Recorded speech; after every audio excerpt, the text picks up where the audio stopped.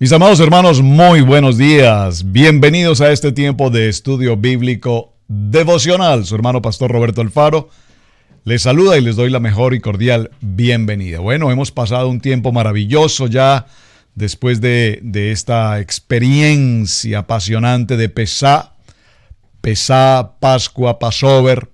Un tiempo extraordinario para que recordemos. Recuerden que el tema de Pesá es recordar de dónde Dios nos sacó. Dios sacó a su pueblo de la esclavitud 430 años después de una promesa a Abraham. Los lleva por el desierto. En el desierto les entrega la maravillosa, preciosa palabra, la Torá.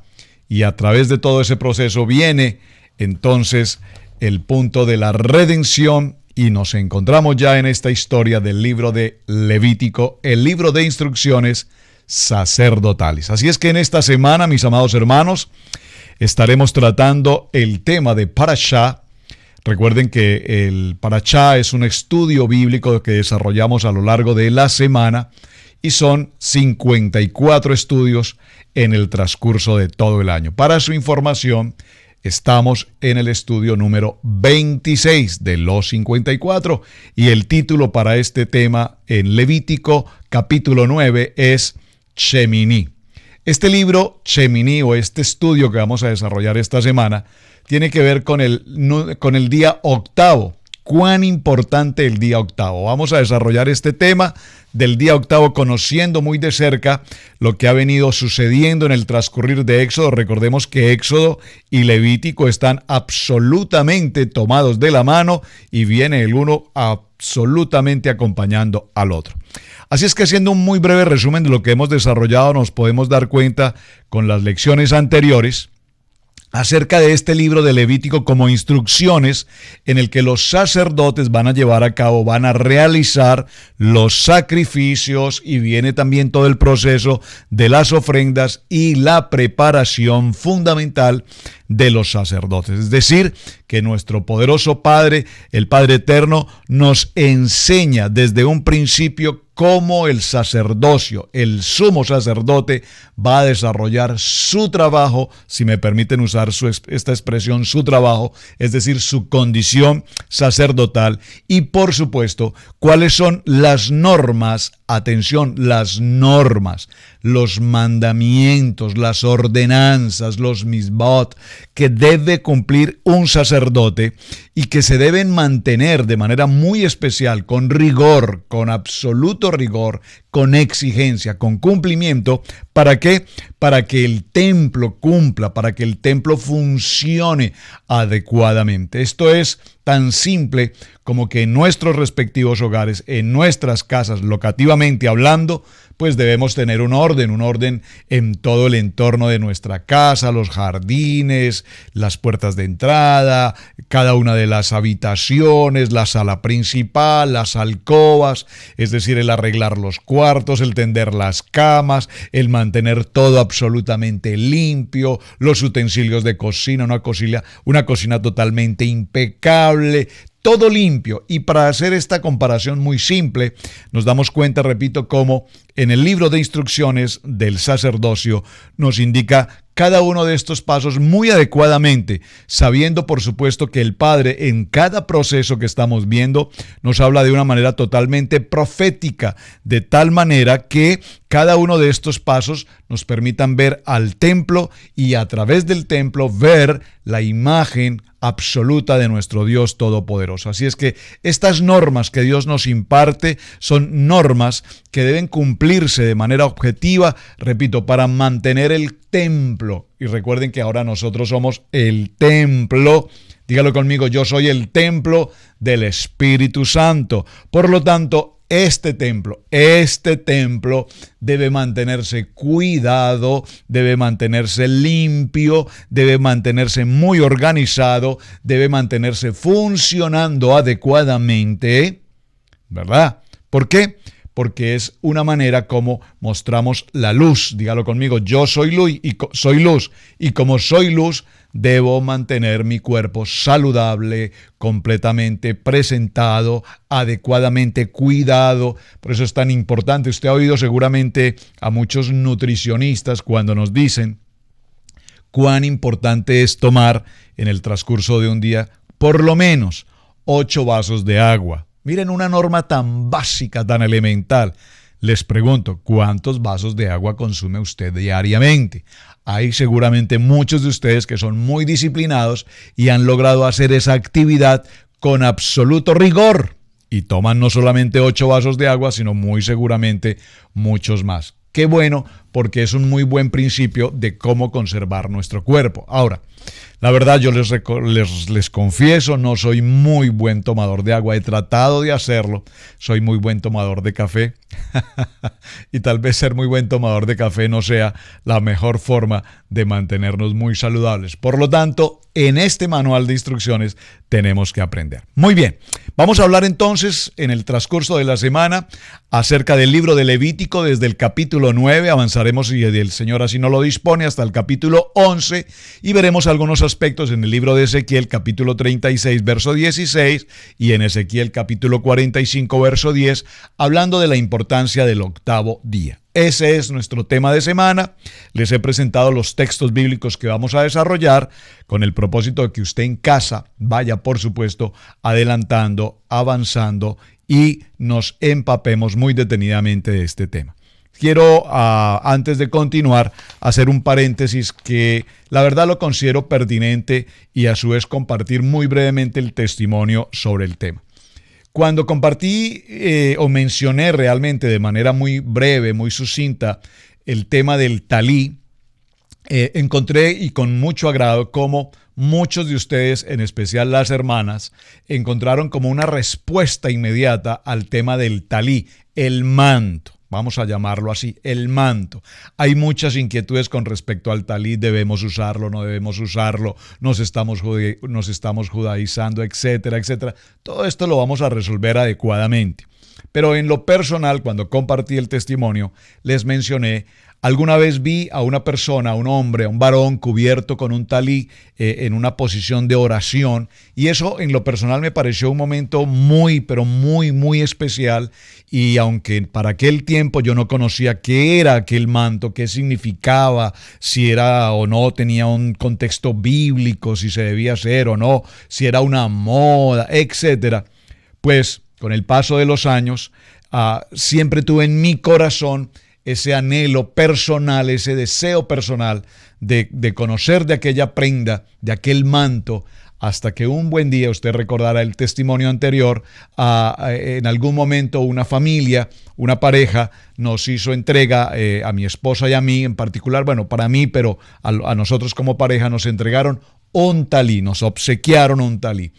Sin yo saber realmente qué era aquello, cuando abrí la bolsa y empecé a extender ese manto y vi sus colores, sus franjas y sus escritos en hebreo, escritos que no podía, por supuesto, entender, ni mucho menos saber qué era la corona del talí y aquellos bordes y estos flecos, y sin tener conocimiento de todo esto, mi primera reacción fue recibirlo e inmediatamente abrazarlo como algo tan especial, como un regalo de Dios sobre mi vida, y posteriormente lo coloqué sobre mi cabeza y creo que el Señor allí me dio una paz extraordinaria.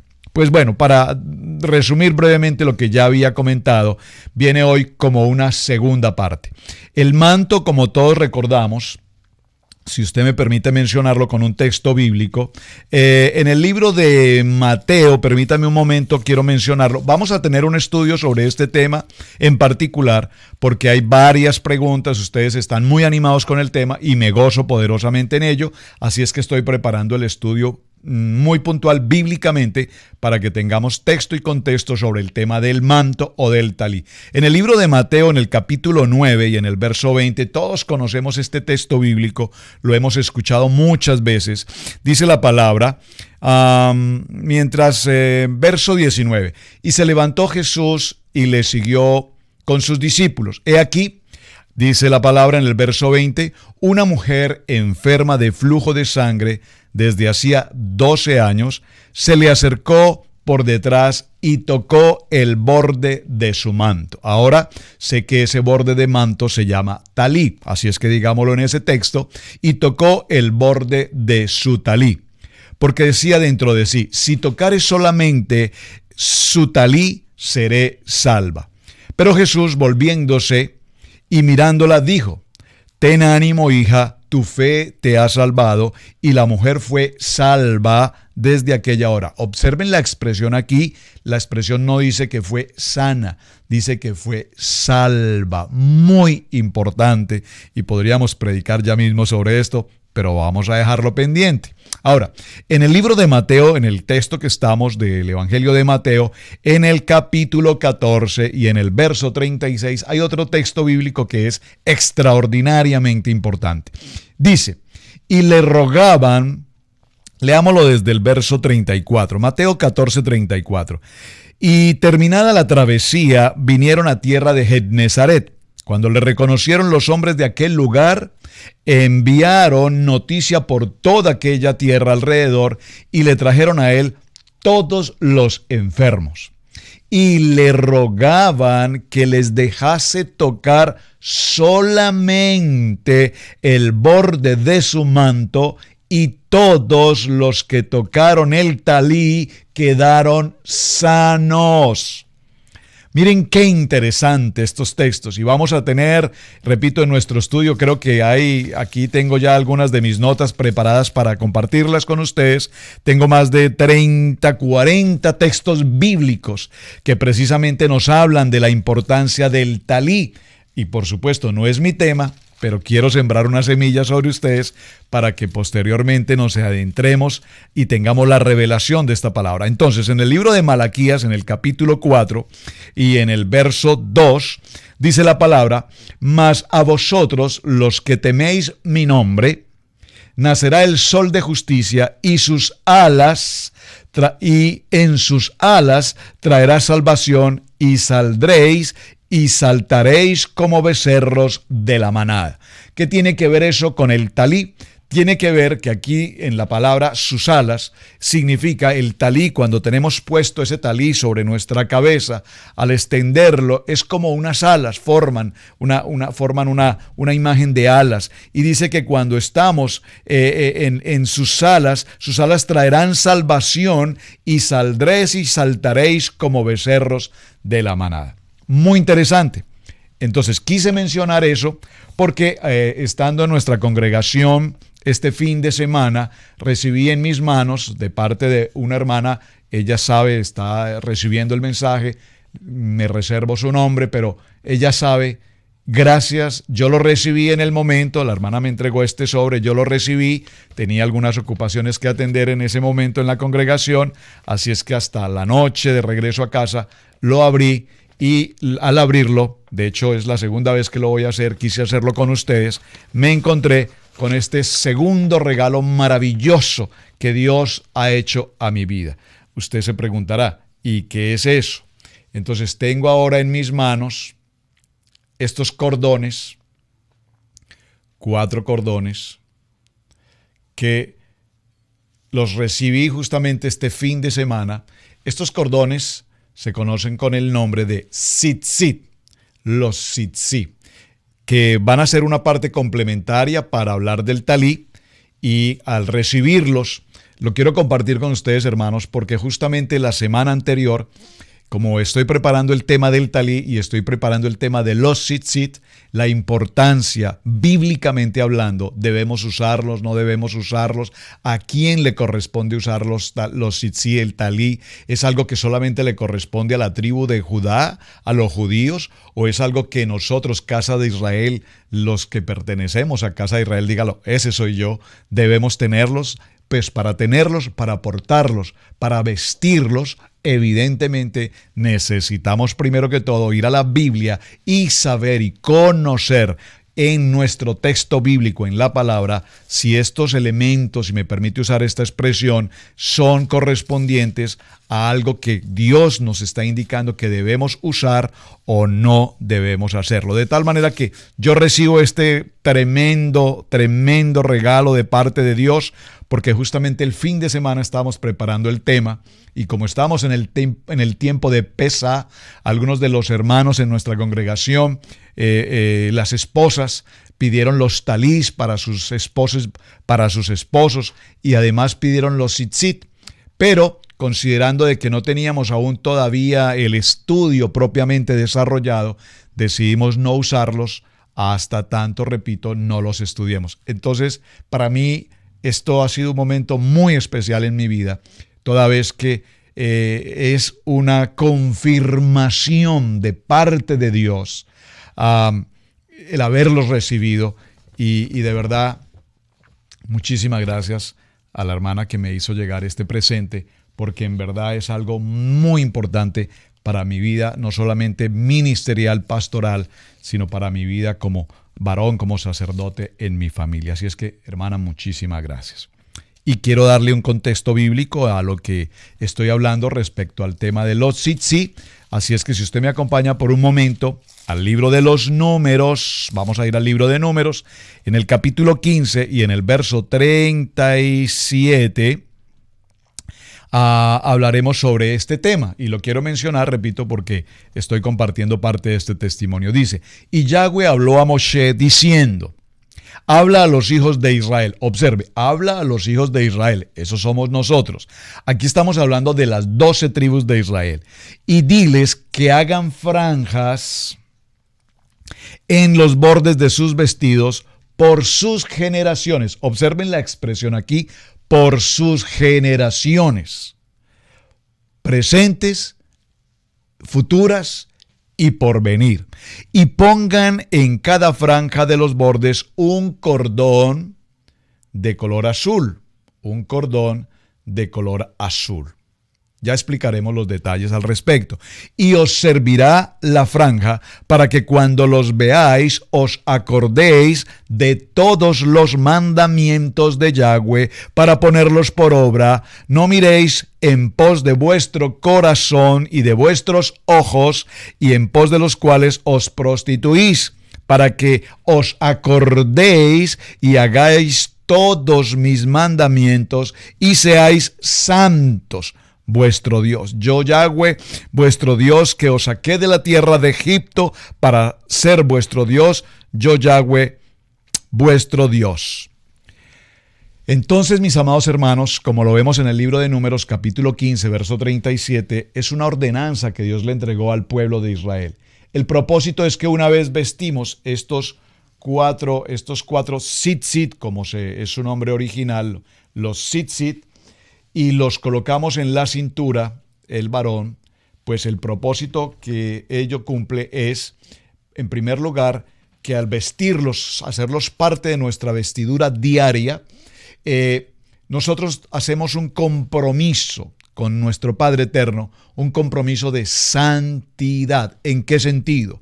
Que una vez los tenemos puestos, como tener colocada nuestra camisa, el reloj, cualquier prenda, una vez los veamos, siempre que veamos estos tzitzit, estas franjas colocadas en nuestra cintura, recordemos que tenemos unos mandamientos los cuales debemos cumplir. Así es que cerremos este punto, porque no es mi tema, solo quería presentarlo como testimonio y para la gloria de mi Padre Eterno, ese maravilloso plan de Dios, la bendición que me entregó hace muchos años, cuando me entregó por primera vez un talí, y justamente durante este fin de semana, ahora el Señor utiliza a una hermana para que también ella, entregándome este sobre, encuentre yo otro regalo maravilloso de Dios.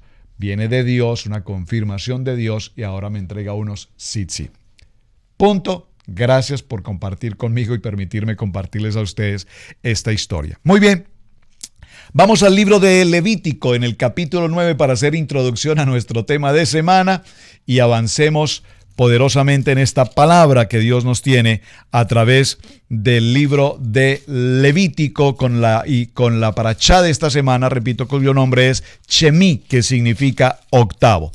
Dice la palabra: una vez consagrados Aarón y sus hijos, debieron permanecer 7 días a la puerta del tabernáculo de reunión. Amén. A la puerta, pues, del tabernáculo de reunión estaréis día y noche por 7 días, y guardaréis la ordenanza delante de Yahweh para que no muráis, porque así me ha sido mandado. Y Aarón y sus hijos hicieron todas las cosas que mandó Yahweh por medio de Moisés. En el libro de Levítico capítulo 9, verso 1 dice la palabra: en el día octavo Moisés llamó a Aarón y a sus hijos y a los ancianos de Israel. Verso 2, y dijo a Aarón: toma de la vacada un becerro para expiación y un carnero para holocausto. Ya definimos la palabra holocausto y entendimos que la palabra holocausto, recuerden la palabra holocausto, o la ofrenda de ascensión, era una ofrenda que se consumía totalmente y la definimos como entrega total. Creo que esta sería una buena expresión para hablar de los tzitzit. ¿Por qué? Porque al comprometernos a usarlos, no como una moda o una presentación física, no es solamente tenerlos puestos, sino entender el contenido de lo que es una entrega total a nuestro Padre. Porque el propósito, ¿cuál es? Kadosh, santidad. Muy bien. Y dice: un carnero para holocausto sin defecto, y ofrécelos delante de Yahweh. Verso 3. Y a los hijos de Israel hablarás diciendo: tomad un macho cabrío para expiación, y un becerro y un cordero de año sin defecto para holocausto. Asimismo un buey y un carnero para sacrificio de paz, que inmoléis delante de Yahweh, y una ofrenda amasada con aceite, porque Yahweh se aparecerá hoy a vosotros. Y llevando lo que mandó Moisés delante del tabernáculo de reunión, y vino toda la congregación y se puso delante de Yahweh. Entonces Moisés dijo: esto es lo que ha mandado Yahweh, hacedlo y la gloria de Yahweh se os aparecerá. Aquí hay algo muy importante, y es el orden que hemos venido estudiando en los parashá anteriores con respecto a la ofrenda y a las presentaciones de estas ofrendas. Primero, vimos cómo expiación por el pecado de Aarón, el sumo sacerdote. La palabra aquí es chatat, y la acción de gracias por parte del sumo sacerdote y luego por parte del pueblo como una comunidad. Muy importante que todos participamos de esta entrega, de esta ofrenda. El libro de los Hebreos, en el capítulo 7 y en el verso 22, nos dice: por tanto, Yeshua es hecho fiador de un mejor pacto. Verso 23, y los otros sacerdotes llegaron a ser muchos debido a que por él la muerte no podían continuar. Verso 24, mas por cuanto permanece para siempre, tiene un sacerdocio inmutable. Aquí la palabra inmutable significa un sacerdocio que no puede cambiar. Dígalo conmigo: un sacerdocio que no va a cambiar. Así es que al octavo día, esta expresión Shemini, que significa octavo, este octavo día, después de la consagración de Aarón como Cohen, recuerden la palabra Hagadol, el sumo sacerdote, y de sus 4 hijos, ¿cuáles son? Recuerden los 4 hijos: Nabat, Abiú, Eliezer e Itamar. Como Kodahim, es decir, como los sacerdotes, el ministerio sacerdotal comenzó oficialmente su labor en el ministerio. Esto es bien importante. Así que es comúnmente entendido en el lenguaje del pueblo hebreo que el número 8, atención, este número 8 significa básicamente 2 cosas. Hay 2 conceptos. El número 8 significa nuevos comienzos. Dígalo conmigo: nuevos comienzos. Esta expresión, en lo personal, me encanta esta frase. Nuevos comienzos. Todos los días tenemos un nuevo día.